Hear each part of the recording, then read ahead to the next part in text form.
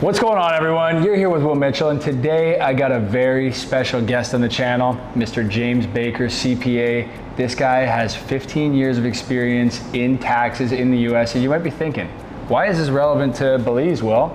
Well, with most of our viewers being from the United States, it's extremely relevant. If you're looking to make an investment in Belize, you need to make sure you're structuring your US taxes in the right way. So if we can get a little round of applause here on the back end for Jim. Thank you for doing this. Thank you so much, Will. I'm so happy to be here, and we're filming this in Belize. So this is my first time in Belize, and I've been traveling around, seeing all the investments, and I have been working with Will and their team for a while, and a lot of their American clients. And you're right, it's often asked. I want to buy a lot in Belize. I want to buy a house in Belize. I want to buy something here. Yeah. But what do I do with the IRS, or what do I do with taxes? And I can get as technical as you'd like, but for the purposes of this video, I'm going to keep it simple. And what we just presented on to the team in the back, so I can make it easy for you, is that I created something that I call the Baker TwoStep after James Baker.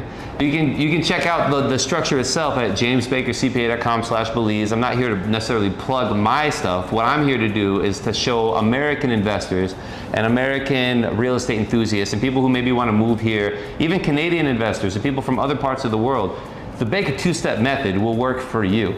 And the whole point of this method is just to give you an easy structure that works for 90% of the clients, probably 95% of the clients who are interested in investing in Belize. It gives you a way to, one, actually operate your business, gives you extra asset protection, it tax optimizes it from a US perspective, it gives you a way to take your expenses and spread the ownership as you want it. And it's a pretty simple structure. And without going into too much detail about all the technical stuff, it works like this. If you want to buy a property in Belize, Will, tell us how it's titled. Tell us how that works. So, I mean, most properties in Belize are fee simple title. You're going to get a land title, which you can have any entity on that property. So it could be a US LLC, which Jim is going to talk about. It could be an IBC. It could be your personal name. But typically what we find when we have properties that are being sold here is they'll already be held in an IBC. Now, the Baker TwoStep method actually takes that to a whole new level of asset protection, which Jim can tell you about. Yeah, so I wanted Will to elaborate on that because he's the expert in Belize real estate out here. And if you're interested in learning about it, you should definitely contact them. They're affiliated with RE/MAX. They're really great. You're on his channel. But with the Baker TwoStep, you have the real estate, you have this land, it's titled securely into this IBC company. This company does not have a bank account, this company is not something you can operate with, it's just a company to hold your asset, protect it, and keep it separate. No one is going to sue you and get this property because it's in this separate company. There's a lot of reasons to have that, but it's not very good for operations. So what we generally do is we'll open a Wyoming LLC and we will title that, not title, but we will pass the ownership of the IBC to the Wyoming company. This Wyoming LLC will allow you to get a US bank account. It'll allow you to streamline the reporting in the US where you can control if you want it to be a multi-member LLC, a single member LLC, and it'll just keep it separate from your other assets. So it's a very simple way, but with my clients, I usually think this simple is the best way. You can make an asset purchase as complicated as you want. We can put 3 different foreign trusts owning a Canadian LP, and we can do all kinds of crazy stuff. But for even higher, 99% of the clients, it's completely unnecessary. Yeah. And really what we want you to do is just get ownership, secure the ownership, which they really have this nailed down, and then also be able to use it, operate it, take your expenses, and be organized with your operations of this. And again, I call it the Baker TwoStep because there's 2 steps to it.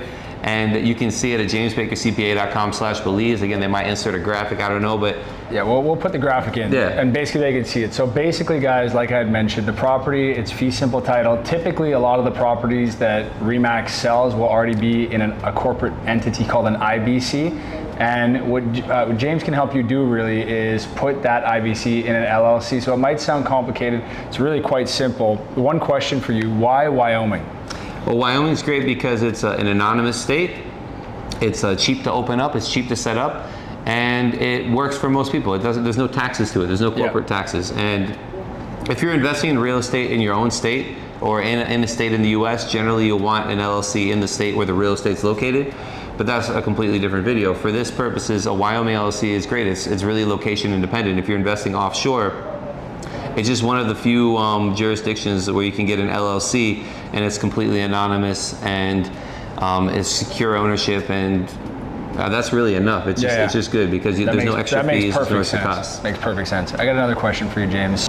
Okay, so tell me a little bit more about an LLC being able to become whatever entity you want. How does that work? Because I know we've talked about that in the past, but what does that look like? Sure. So when you're investing in real estate abroad, there's different depreciable lives, and if you own it personally, you have to make certain elections for the IBC for it to pass through and all that. But what's great about the LLC, and this is more for Americans, what's great about it for foreign people, like not Americans, and from my perspective foreign, is that it's a pass-through disregarded entity. So if Will has an LLC, he doesn't mean he's doing business in the US, it passes through to him personally. If I have an LLC in my own name, and then that owns a property in Belize, after we do the check the box election, again, I don't want to get too technical, I would report the Belize income expense deductions on my personal tax return. If I own it with my wife, then we have a separate tax return for the LLC. And that way we can, again, reduce our audit risk a little further and be a little more organized, take on additional investors, whatever. And we could also potentially make a corporate tax election.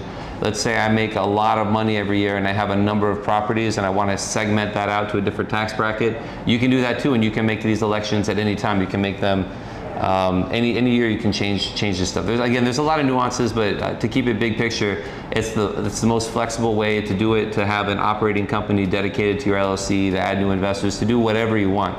And the last little tip here is everyone's case is unique. There are specific filings that you have to complete when you buy the property, but there's no reason not to do it because you're scared of taxes. There's no extra taxes to pay, there's no extra fines, there's no extra penalties, there's nothing to do. As long as you do your filings on time like you do every year, you're fine, and there's going to be no reason not to invest in Belize. And it's a really great opportunity right now, as I can tell you in person on the ground. For sure. I mean, that's a ton of good information. Thank you again, James. We're going to have a couple more videos coming out talking about stuff related to US tax and how it applies to Belize. Also about how James's experience has been in his first few days here on the island. So those are coming your way, but I hope you guys enjoyed the info. If you do need any tax advice, acquiring a property in Belize can be as simple as you want, and this really is a way to make it even more simple and add asset protection to you. So definitely reach out to James if you're buying a property.